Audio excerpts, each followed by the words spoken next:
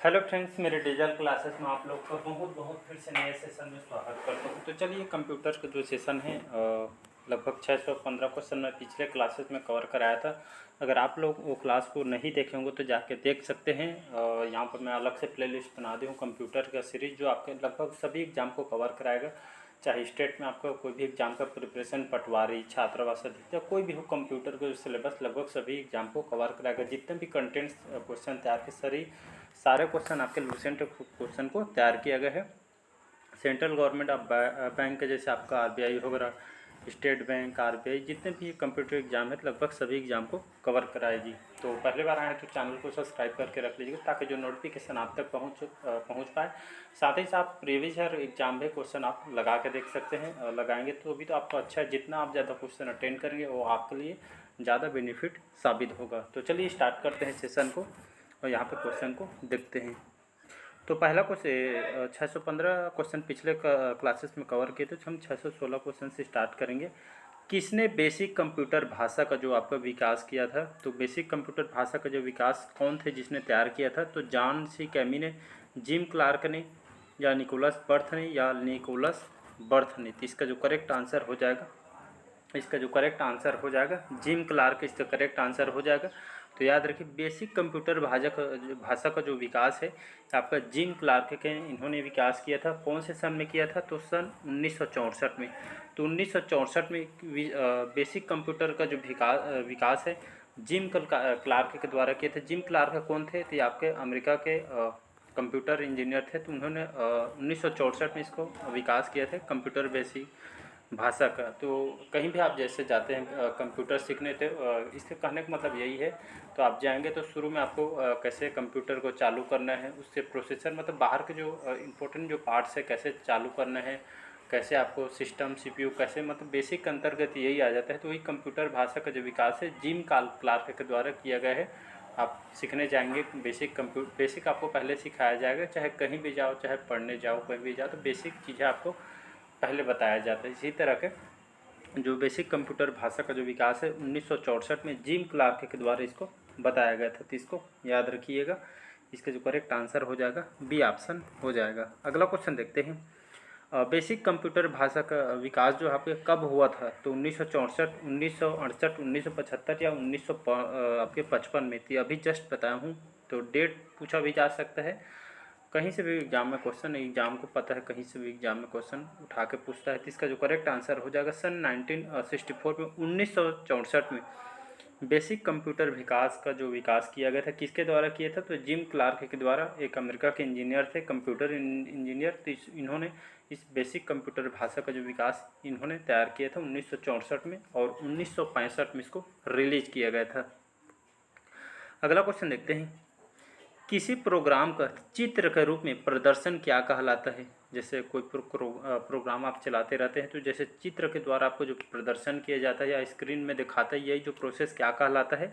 Chart कहलाता है, हल चार्ट, मिक्स चार्ट, या फ्लो चार्ट? तो इसका जो करेक्ट आंसर हो जाएगा डी ऑप्शन। जो यही जो प्रोसेस है, जो प्रक्रिया है, जो प्रदर्शन की जो क्रिया है चित्र के रूप में, आपका फ्लो चार्ट कहलाता है। डी ऑप्शन करेक्ट आंसर हो जाएगा। तो याद रखिएगा। तो जो फ्लो चार्ट क्या होता है? तो ये आपका जो चित्रात्मक जो प्रदर्शन किया जाता है, यही जो आरेख होता है, इसमें तालिका वगैरह बताया जाता है, यही आपका फ्लो चार्ट होता है कंप्यूटर भाषा में। तो इसका डी ऑप्शन करेक्ट आंसर हो जाएगा। तो इसको याद रखिएगा। तो चित्र के रूप में प्रदर्शन जो क्रिया फ्लो चार्ट कहलाता है। अगला क्वेश्चन देखते हैं। निम्नलिखित कौन सी वैज्ञानिक कंप्यूटर भाषा है? तो आपका बेसिक, फोर्ट्रान, कोबोल, या पास्कल? तो इसमें जो आपका जो सभी इसका करेक्ट आंसर है बाकी। तो इसका यहाँ पे कंप्यूटर भाषा, इनमें से सभी आपका बेसिक, फोर्ट्रान, कोबोल और पास्कल जो है आपके सभी कंप्यूटर भाषा है। तो इसको याद रखिए कि आपका आल टाइपिंग मिस्टेक हो गया, तो आल सभी इसके आपका वैज्ञानिक कंप्यूटर भाषा है। तो इसका जो करेक्ट आंसर हो जाएगा बेसिक, फोर्ट्रान, कोबोल, सभी पास्कल, आपके सभी वैज्ञानिक कंप्यूटर भाषा है। तो इसको याद रखिए। तो जो जितने भी कंप्यूटर जो वैज्ञानिक लोग जो तैयार करते हैं कंप्यूटर भाषा, या फिर कौन सी भाषा में लिखी जाती है, तो इसको याद रखिए लैटिन भाषा में इसको उपयोग करते हैं। तो लैटिन भाषा, जो लैटिन शब्द का इसको उपयोग बनाने में वैज्ञानिक लोग करते हैं। अगर एग्जाम में क्वेश्चन कौन सी भाषा में, मतलब कौन से शब्द में तैयार किया जाता है, तो लैटिन शब्द में इसका उपयोग किया जाता है। अगला क्वेश्चन देखते हैं। कंप्यूटर भाषा जो आपका कोबोल है ये आपका किसके लिए उपयोगी है? वैज्ञानिक कार्य के लिए, व्यावसायिक कार्य के लिए, ग्राफिक कार्य के लिए, या इनमें से कोई नहीं? तो इसका जो करेक्ट आंसर हो जाएगा, इसका जो करेक्ट आंसर हो जाएगा बी ऑप्शन करेक्ट आंसर हो जाएगा। तो कंप्यूटर भाषा जो आपका कोबोल भाषा है, कंप्यूटर भाषा है, ये आपका किसके लिए हेल्पफुल है, या इसका उपयोग कहाँ पे होता है? तो आपके व्यावसायिक कार्य के लिए इसका उपयोग किया जाता है। इसका अगर फुल फॉर्म देखें, कोबोल का फुल फॉर्म होता है कॉमन बिजनेस ओरिएंटेड लैंग्वेज, इसका फुल फॉर्म होता है।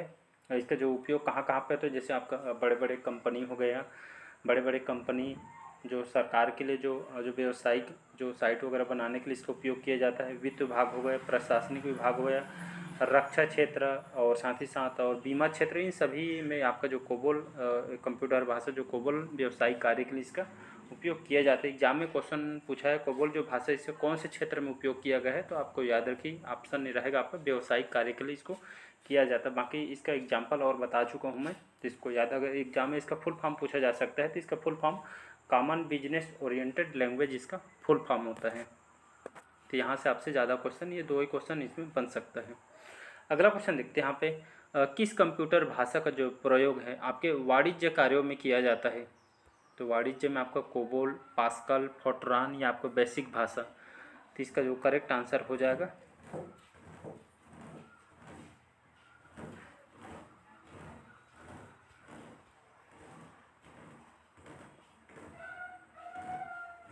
तो इसका जो करेक्ट आंसर हो जाएगा आपका सी ऑप्शन करेक्ट आंसर हो जाएगा। तो याद रखिएगा, तो आपका जो फोर्ट्रान जो भाषा है इसका जो उपयोग कहाँ पे किया जाता है? तो इसका जो उपयोग आपका वाणिज्य कार्य में, तो वाणिज्य के क्षेत्र में इसका फोर्ट्रान भाषा का उपयोग किया जाता है। सी ऑप्शन करेक्ट आंसर हो जाए। जैसे आपको कोबोल हो गए व्यावसायिक क्षेत्र में, या आपका जो फोर्ट्रान भाषा है वाणिज्य क्षेत्र में, तो मतलब बहुत अलग अलग यहाँ पे विभाग के लिए इसको तैयार किया रहता है, तो इसको याद रखिएगा।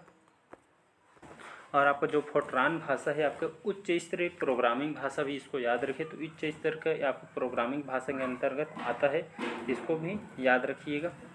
अगला क्वेश्चन देखते हैं, अंग्रेजी भाषा के समान उच्च स्तरीय कंप्यूटर भाषा कौन सा है? अंग्रेजी भाषा के समान हाई लेवल या उच्च स्तर का कंप्यूटर भाषा आपका कौन सा है? कोबोल, फोर्ट्रान, C++ या आपका पास्कल?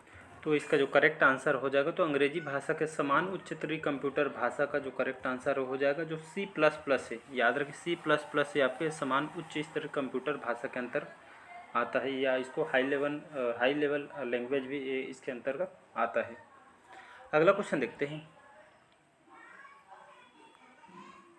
मदरबोर्ड के जो कंपोनेंट्स के बीच इंफॉर्मेशन किसके माध्यम से ट्रेवल करता है?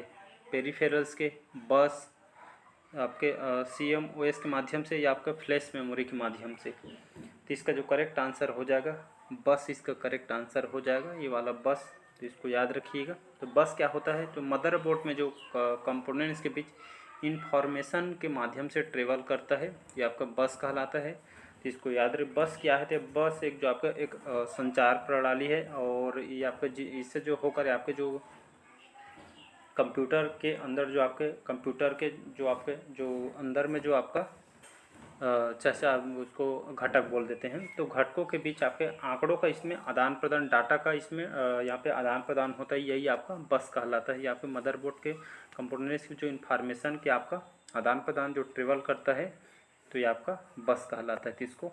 तो बस एक प्रकार का आपका एक संचार प्रणाली समझ सकते हैं। B option correct answer. अगला क्वेश्चन देखते हैं, कंप्यूटर का मुख्य पटल क्या कहलाता है? कीबोर्ड, फादरबोर्ड, मदरबोर्ड, ये सभी? इसका जो करेक्ट आंसर हो जाएगा मदरबोर्ड, इसका करेक्ट आंसर हो जाएगा सी ऑप्शन। याद रखें, तो कंप्यूटर का जो मुख्य पटल क्या कहलाता है, कंप्यूटर का जो मुख्य भाग होता है किस पे आधारित होता है? आपका मदरबोर्ड पे आधारित होता है। इसका सी ऑप्शन करेक्ट आंसर हो जाएगा, याद रखिएगा। अगला क्वेश्चन देखते हैं,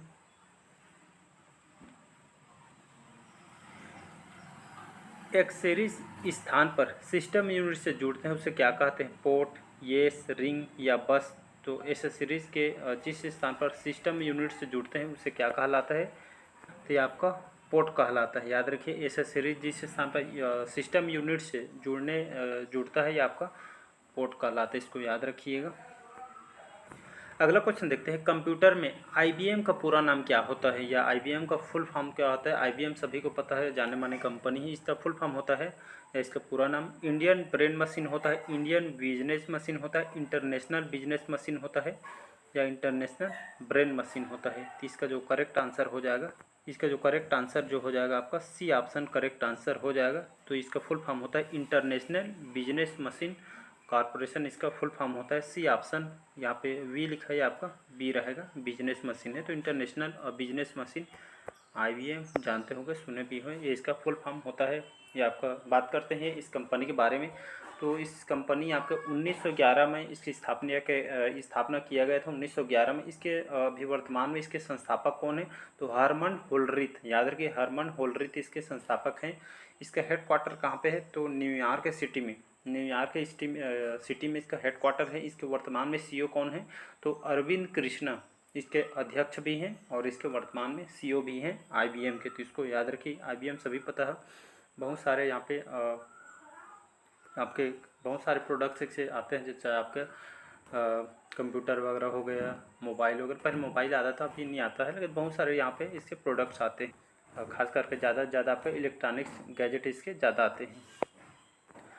अगला क्वेश्चन देखते हैं, विशेष प्रकार के संगीत उपकरणों को साउंड कार्डों से कौन सा पोर्ट जोड़ता है, यूएसबी, एमआईडीआई, एमआईएनआई या बस। इसका जो करेक्ट आंसर हो जाएगा बी ऑप्शन करेक्ट आंसर। तो विशेष प्रकार के जो संगीत उपकरणों को साउंड कार्डों में कौन सा पोर्ट जोड़ता है, या कौन जो माध्यम है जो आपके संगीत उपकरणों को साउंड कार्डों को जो साउंड जो कार्ड होता है, ये आपका कौन सा माध्यम जो पोर्ट को जोड़ता है, तो आपका एमआईडीआई कहलाता है। एमआईडीआई का इसका फुल फॉर्म होता है आपका म्यूजिकल इंस्ट्रूमेंट डिजिटल इंटरफेस, इसका फुल फॉर्म होता है। याद रखिए, अगर फुल फॉर्म पूछे तो म्यूजिकल इंस्ट्रूमेंट डिजिटल इंटरफेस इसका फुल फॉर्म होता है। ये आपका एमआईडीआई क्या होता है, एक तरह का आपका सर्किट होता है, इसको याद रखिएगा।